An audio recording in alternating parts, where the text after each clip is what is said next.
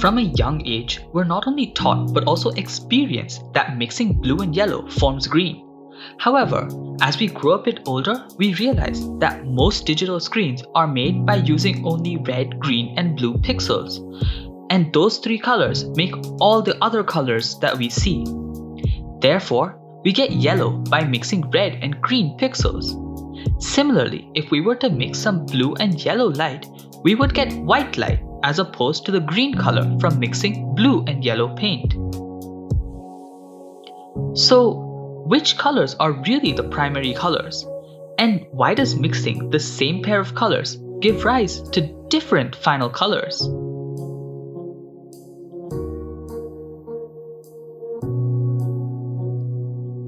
To really understand the reason we experience this, we would have to start off by understanding how we see different colors.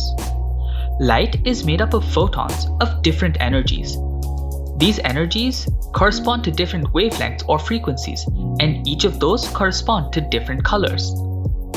A detailed explanation can be found in this video over here. These photons bounce off of objects to reach our eyes, giving us the sensation of sight.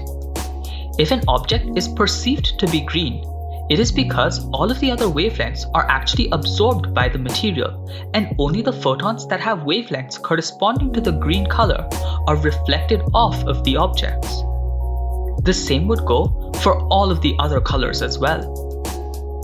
If an object appears to be brighter than another object of the same color, it's simply because it is reflecting back more photons of that color as compared to the darker object. The photons that are being absorbed by these objects are actually used to energize the atoms and hence increase the thermal energy or the temperature of objects. This is why darker objects get heated faster than brightly colored objects.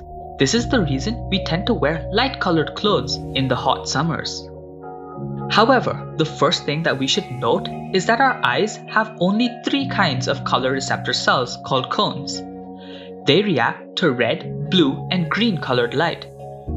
Therefore, when you see a color like yellow, it is because both your red and green color receptors are being triggered together, and your brain decodes that as yellow. So you can actually experience yellow from both yellow light as well as a combination of green and red light that is coming out from a single source. The same goes with all the colors that are not green, red, or blue. In most natural cases, a single color generally consists of photons with the wavelengths that span a region around that color, so we never really see a specific pure color. For example, when we see an orange color, there is most probably some yellowish and some reddish wavelengths in the mixture of photons as well. When we mix colors, we're essentially changing the photons that are being absorbed and reflected, which changes the color we perceive. To substantiate that, let's see why we get green when we mix yellow and blue. The blue paint we see would reflect back light that contains wavelengths like this, while yellow paint would reflect back photons that have wavelengths that span these frequencies. When the two are combined, all of the yellow photons are absorbed by the blue paint, and the blue photons are absorbed by the yellow paint. That's why the final photons that are reflected back are only in this overlapping region, which happens to be in that green region, which is located between yellow and blue. That is why blue and yellow paint mix together to give green. This method of mixing colors absorbs more photons than there was originally with only the two individual colors. That's why this method is called subtractive mixing and always leads to a darker color. If we were to mix all the colored paints, we'd end up with a dark brown or blackish color, as most of the photons would be absorbed and only a few are reflected back. However, this is not the same mechanism that takes place when light mixes. When two light sources are put together, the resulting number of photons increases and we get a brighter color. And that is why this method of mixing is called additive mixing. Remember that our color receptor cells would react to red, blue, and green photons. If all three cells are activated, they give the sensation of white. If only red and green are activated, they give the sensation of yellow. So when blue and yellow light are mixed, our red and green receptors are triggered by the yellow photons, while the blue receptor is triggered by the blue photons. This is why mixing blue and yellow light is the same as mixing blue light with red and green light, which adds up to just be white light. The same reasoning would work with any two complementary pairs of colors, as can be seen from this color wheel. Similarly, if we mix any triad group of colors, they would also add up to be white. Although we focused this video primarily on the yellow and green colors, the same reasoning of additive and subtractive mixing can be used with all the other colors that can be mixed either additively using light sources like the pixels on digital screens, or subtractively by using paints and dyes. This finally leads us to the last question of what exactly black and white are.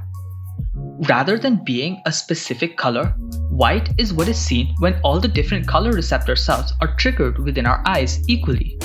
This is why we say that white light consists of all 7 colors. Although having only red, green and blue light would also lead to us seeing white, as the other colors are all just equivalent to different levels of mixing of these 3 colors. Black, on the other hand, is seen not only when all the 3 color receptors are not triggered, but also when all 3 are triggered equally, but far less than the ambient cells. This actually means that black and white are just different shades of the exact same color. Every shade of gray is just the intermediate shades between black and white.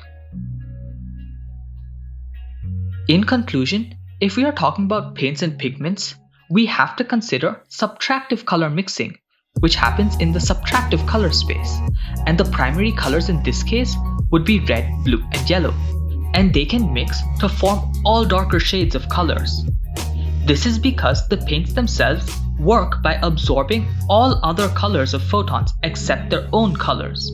So mixing 2 of these paints would reduce the total number of photons reaching our eyes.